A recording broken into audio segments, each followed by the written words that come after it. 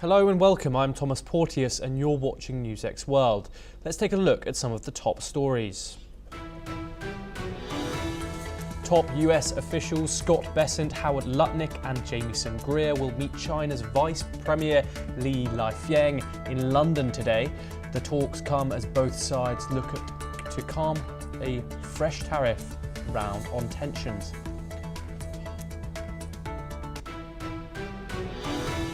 As immigration protests enter a second night, the Trump administration deploys 2,000 National Guard troops to Los Angeles, with Marines on high alert. Defense Chief Pete Hegseth says active duty forces could follow if violence escalates, while VP Vance labels protesters as insurrectionists. Israeli forces strike a Hamas target in southern Syria while naming 2 soldiers killed in a booby-trapped Gaza building. Hamas releases a photo of hostage Matan Zangauker, threatening execution if troops advance.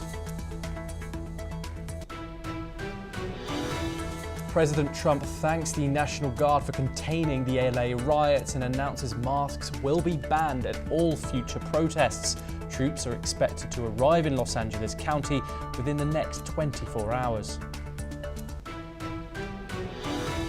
Russia says air defenses downed 9 Ukrainian drones headed for Moscow, forcing 2 major airports to shut early today. Moscow Mayor Sergei Sobyanin confirms debris fell in several areas, but reports no immediate damage or casualties. Taiwan's Coast Guard and military conduct joint drills to counter China's rising grey zone tactics, including cable cutting and sand dredging. Taipei says such moves aim to intimidate without triggering direct conflict, as Beijing continues to claim the island as its own. Bogota's mayor says presidential candidate Miguel Uribe has successfully undergone surgery after being shot in the head twice. The attack has shaken Colombia just months before next year's election.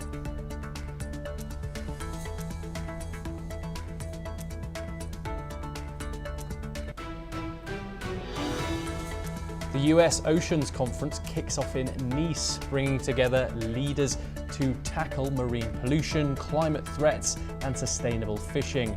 Top environmental diplomats from dozens of countries are taking part.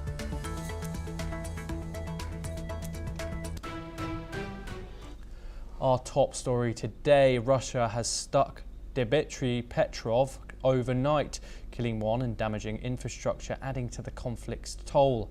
Meanwhile, a Russian general announced that trains carrying Ukrainian soldiers' bodies will move to the border within the hour, with Moscow prepared to hand over 6,000 bodies, awaiting Ukraine's confirmation. A Ukrainian drone attack on Moscow forced the closure of 2 airports. Russian air defenses destroyed 9 drones, but no damage was reported. The US warns of a multi-pronged Russian retaliation involving missiles and drones targeting Ukrainian government and defense centers. In Tula Oblast, the Azot chemical plant was struck again by a drone, causing a fire but no fatalities. Ukrainian forces have increased drone attacks deep into Russian territory, including military airfields.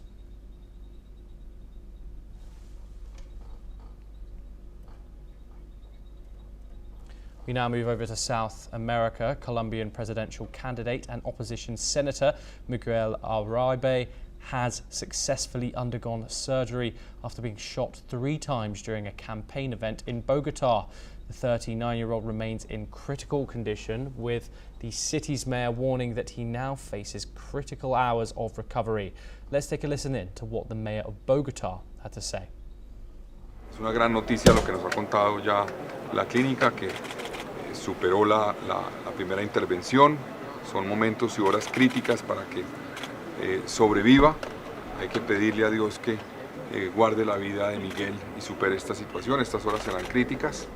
Uribe, a conservative senator and potential 2026 presidential contender, was shot twice in the head and once in the knee while addressing supporters. Just moments earlier, he had told the crowd that Colombia was returning to a past of violence. Let's listen in to what Uribe said moments before he was shot. Es verdad, Colombia no es un país perfecto, pero es un país donde somos libres. Es verdad que no es un país perfecto, pero hace poco tiempo podíamos vivir tranquilos.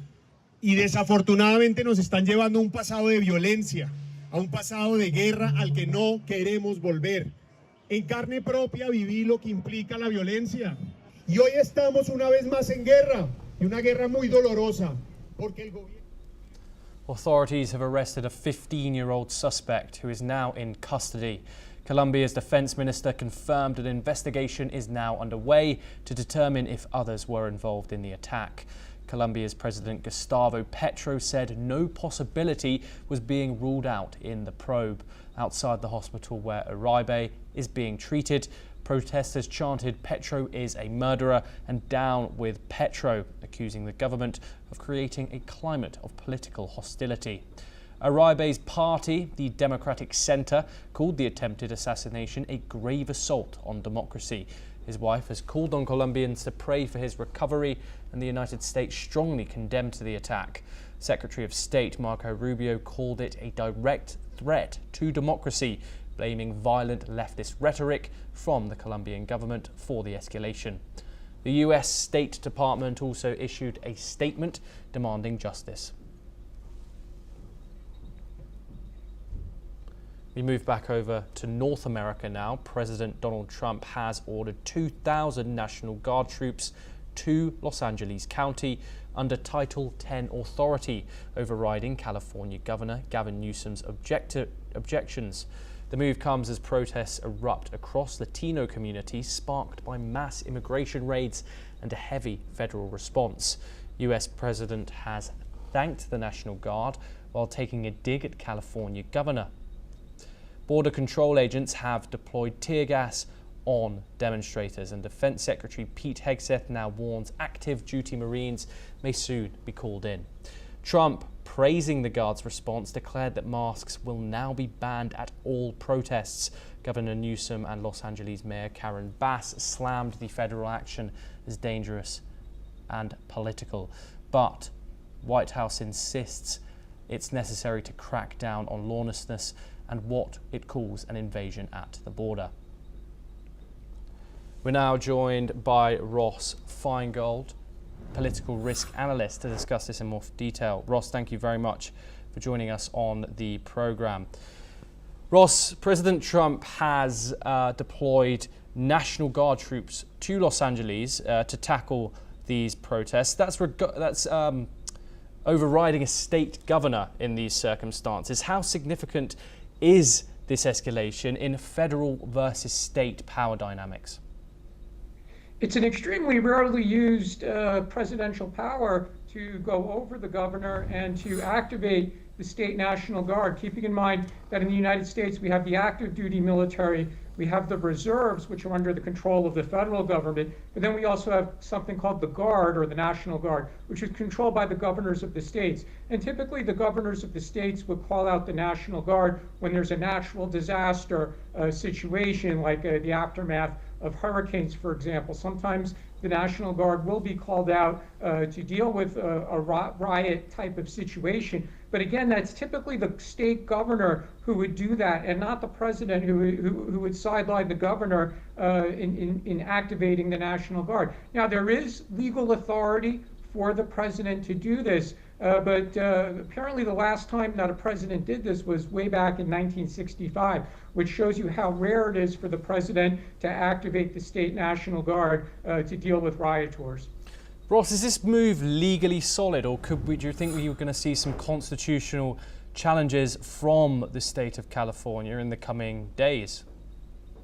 As I said, there is a legal basis for the president to do this, even though it's rarely invoked. but there is a legal basis, and I think the Trump administration may internally, with their internal lawyers, they would have discussed the legality of invoking that authority that does exist under federal law. So I think they're pretty confident that it would withstand any challenge. But the reality is, by the time the state government goes to court, and then there's appeals, and it goes up to the next level, to the appellate court, or even to the Supreme Court, the National Guard would have been brought off the streets already, and the temporary call-out would have ended, which means that the Supreme Court could simply say that the situation is moot. Ross, do you believe this is a genuine effort to restore order, or, as some critics argue, a political show of strength in a historically blue state, which is protesting against one of Donald Trump's most staunch policies? Local and state authorities are saying they had the situation under control. They didn't need the extra assistance of National Guard troops. The federal government sees it very differently, especially because the target of the rioters is federal government buildings. It's not the local police station, for example, but it's actually the offices of the federal police agencies that are involved in arresting illegal migrants. So the federal government is simply saying, we don't think our federal government facilities, which we have the authority to guard, are being properly guarded by the state and local authorities. Thus, we need to call out additional resources. And in fact, not only have they called out the state National Guard, but they have put, as you said earlier, they did put on alert active duty Marines from a nearby military base who might also be called out. There is legal authority to do that, but it's rarely invoked, and it could be open to challenge as well. But this is very much a clash between the state and local politicians who are Democrats and President Trump, who of course is a Republican. Ross, what do you think about this policy that Donald Trump has just announced of the banning of masks at protests and the brutal way that these protesters have been cracked down on? Are we entering a dangerous precedent for civil liberties in the United States? I'm not sure what the legal authority is for President Trump to ban the wearing of masks on the streets of Los Angeles. So that's going to be interesting to see how that plays out in the coming hours. But hopefully, I mean, let's hope for the best, that the rioters will stop what they're doing. People will engage in peaceful protest against the policies that they dislike, and that is their right. They certainly have a right to peaceful protest. They don't have a right to violent protest or to burning cars or trying to attack federal government office buildings. But let's hope that the violence quickly ends and we could restore some order in the streets of Los Angeles. Ross Fineold, thank you very much for joining us. We now move on to our next story, where the US and China prepare for key trade talks in London on June the 9th. 3 top US officials, Treasury Secretary Scott Bessent, Commerce Secretary Howard Lutnick, and Trade Representative Jamieson Greer will meet their Chinese counterparts to address ongoing trade disputes.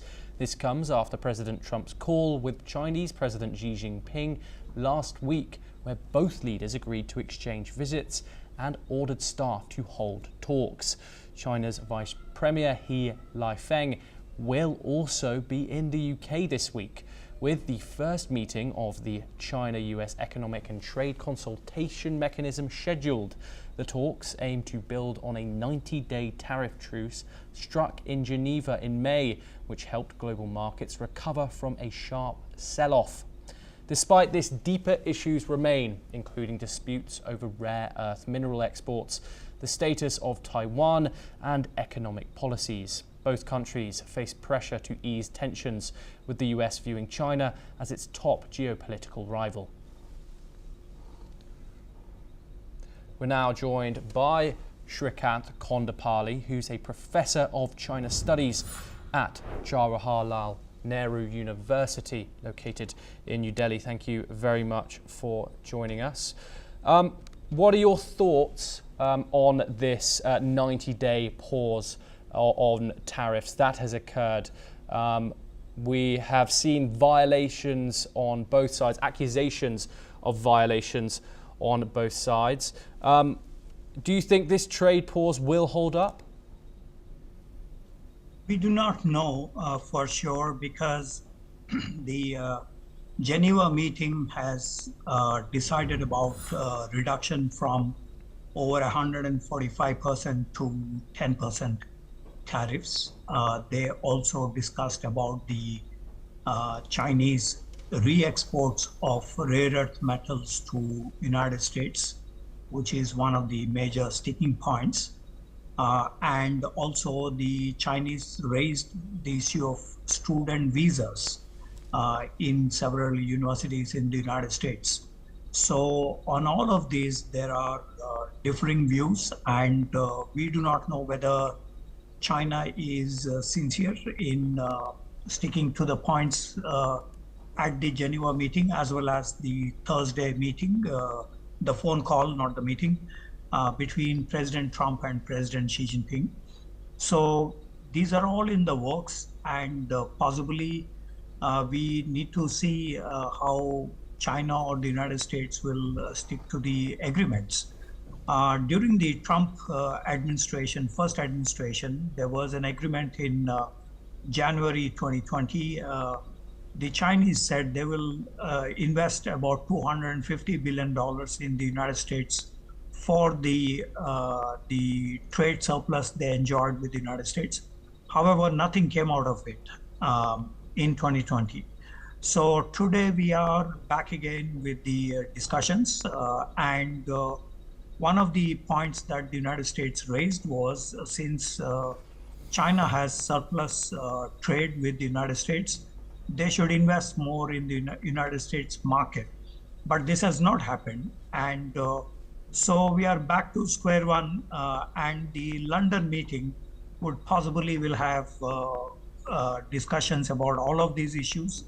So it is not very clear on whether the two parties will stick to the points that they raised, both in Geneva and in the phone call between the two presidents, and on June 9th in London meeting. Professor Kondali, both countries are sending heavyweight delegations to these talks. Is there a real appetite for compromise, or are we likely to see hardened positions from both sides? There is an appetite for a compromise because both are suffering. The Chinese, according to a Fudan University economics professor's assessment, the tariffs are affecting China's exports globally and also to the United States. And this academic suggested that the Chinese economy will come down to about 2.8% this year from an estimated 5% mentioned by the Premier of the State Council in March this year during the National People's Congress. So there are concerns on the part of the Chinese as well. And United States is also kind of facing problem in terms of the rare earth metals useful for many of its industrial products. And so both want to make a compromise, but there is a stiffening of positions by both sides as well. So we have to see what could be the progress and how they will be able to manage the bilateral trade deficits as well as the other contentious issues in the economic field. Yes, and finally, Professor Kondali, with the global economy still shaky, how closely are other countries watching these talks? Do you think failure here could ripple through global markets once again? Indeed. For the United States, the largest trading partners are Canada, Mexico, and China. With Canada and Mexico, we have seen some compromise in terms of the immigrants, as well as on the fentanyl issues between those countries. However, with China, we have not seen much of a compromise and a solution for the problems that they are facing. So this will have a huge impact on the global markets as well, because these are also the largest trading partners for several countries. China wants to diversify its trade from the United States to ASEAN countries, Southeast Asian countries, as well as to the global South countries. For example, with Africa, China has been the largest trading partner for the past 15 years, and today they have a $282 billion trade. With the Middle East, China has a trade volume of nearly $400 billion. With ASEAN members, they have a trade of nearly $930 billion. So China wants to diversify as a solution to the tariff-related problems with the United States. However, this is not easy and it is time-consuming. So China is facing problems because of this. And it will have a huge impact on the other global economies because China is the largest trading partner for over 128 countries. And so this will have a major impact on the rest of the world as well. Professor Kondali, thank you very much for joining us and for your insight. We now move on and move over to the Middle East, where Israel has allegedly carried out a drone strike in southern Syria, targeting a Hamas member near the village of Beit Jinn, just 7 kilometers from the Israeli border, as per Israel's local media. According to reports, the IDF has not disclosed the identity of the target. Meanwhile, Hamas has released a new image of Israeli hostage Matan Zangauker, who was kidnapped during the October the 7th attack. Hamas claims Israeli forces were besieging the area where he is held and threatened to execute him should troops come near.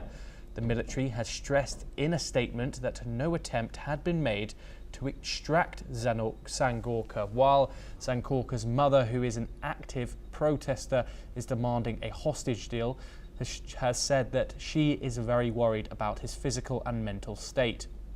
Furthermore, the Israeli military has named 2 more soldiers killed in Friday's building explosion in the southern Gaza Strip, during which 4 in total were killed and 5 were injured. The army has stated that the troops entered a building suspected of housing tunnels and terror infrastructure, but it was rigged with explosives. The blast caused the structure to collapse, trapping the soldiers inside. In a separate development, Israel has accused Mahmoud Saber Tafesh Basal, a civil defense spokesperson in Gaza, of being an active Hamas member. According to documents seized by Israeli troops, Basal has allegedly used his position to spread disinformation and falsely attribute war crimes to Israel.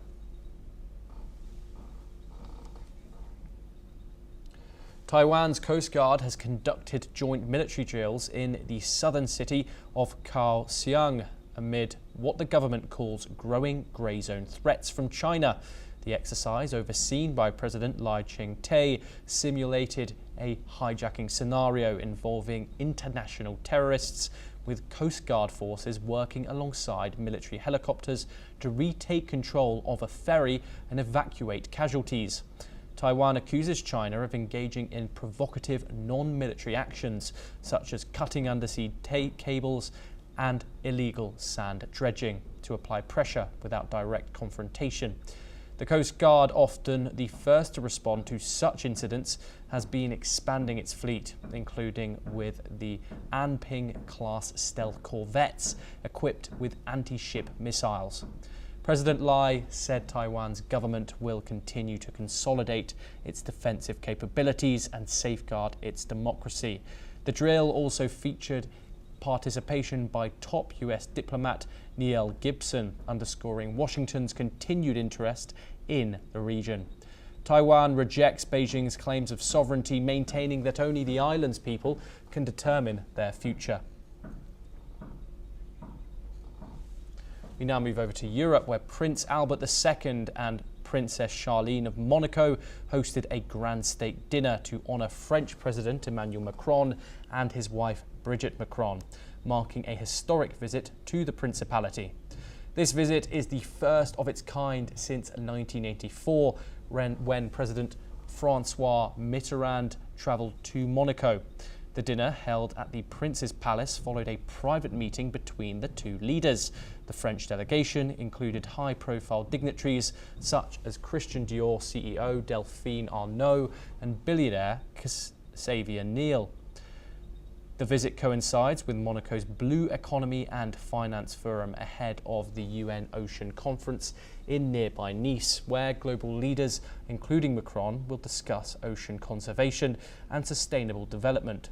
More than 40,000 French citizens commute to Monaco daily, underscoring the close ties between the two nations. The visit also highlighted their ongoing collaboration in areas like health, safety and education, as both nations focus on a more sustainable future. Now, in a related development, world leaders have gathered in Nice, France for the United Nations Ocean Conference, a crucial global meeting to tackle what the UN calls an ocean, quote, emergency. From deep sea mining to marine protection zones, the summit is focused on protecting Earth's ailing seas. France is pushing for a moratorium on deep sea mining and ratification on a high seas treaty that could place 30% of the world's oceans under conservation by 2030.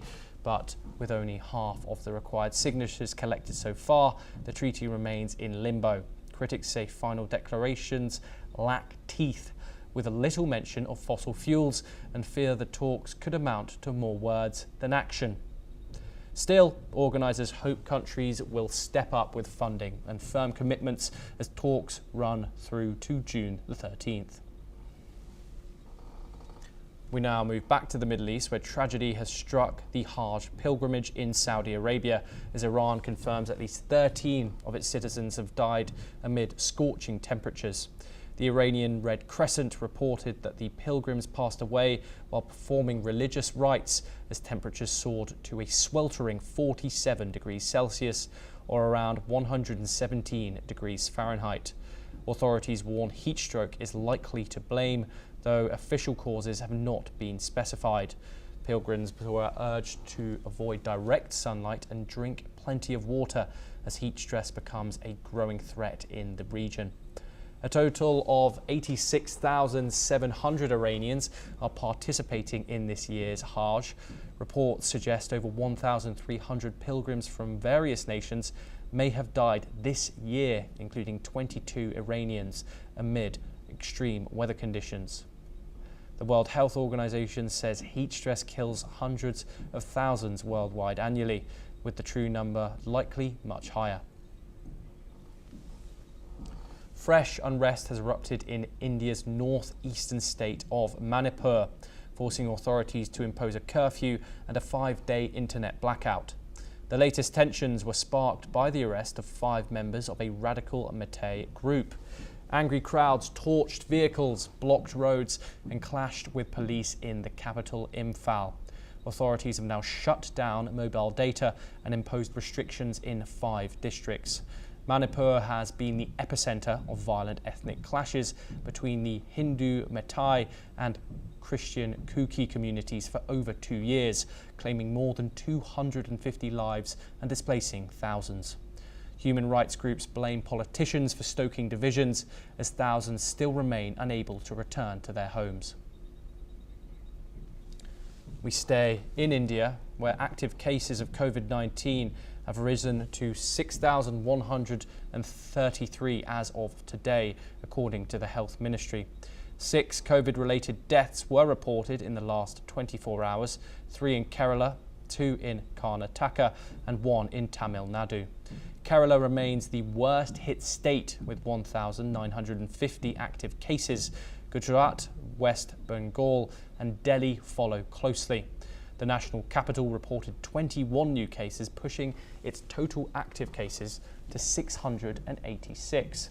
Nationwide, 753 people have recovered or been discharged in the past 24 hours. Well, that's all we have time for, and we will continue to bring you more international news updates. Thank you.